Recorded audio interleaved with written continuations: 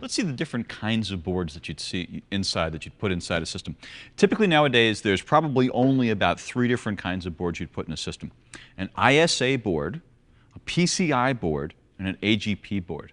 ISA, industry standard architecture, tend to be larger boards. And my 2 examples here tend to be larger boards. These are 16-bit boards, which means they can only transmit data 16 bits at a time.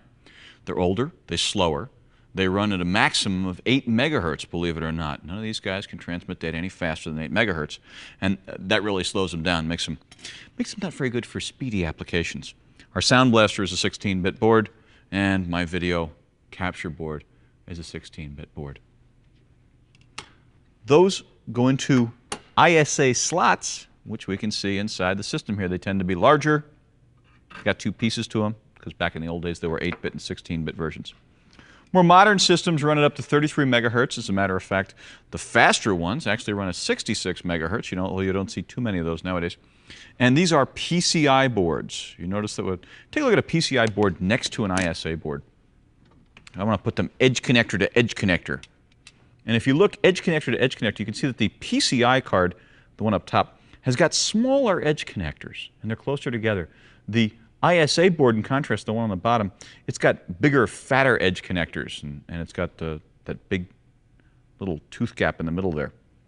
Anyway, if you try to plug an ISA board into a PCI slot or vice versa, well, you can't. Not without a lot of force, a hacksaw, and a considerably reduced IQ. So don't worry too much about plugging a board into the wrong place. Now, if you look on this computer, you see that we've got 4 ISA slots, which is pretty normal, 3 PCI slots, and then there's this extra guy, this little brown slot here, which is called the AGP slot.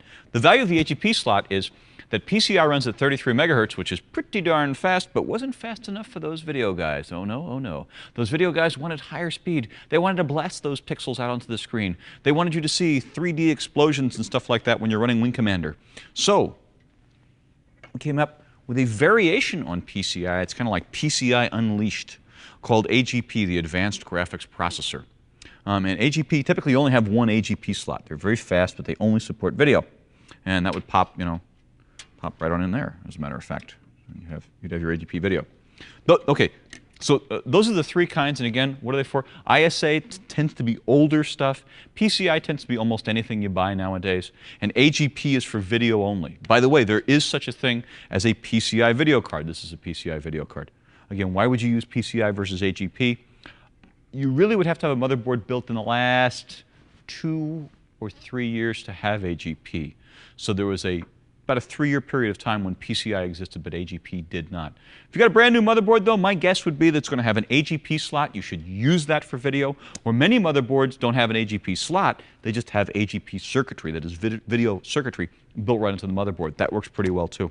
So AGP for video, PCI for almost anything else, and ISA for the occasional ancient, I guess we're supposed to say legacy, right, board. Strongly recommended, if you can possibly avoid it, keep those ISA boards out of your system. Why? Because you're going to find that configuring a system with all PCI and all AGP is much, much easier. But no matter what happens, no matter what set of boards you have, we can show you how to configure them, right? But that happens later in the book.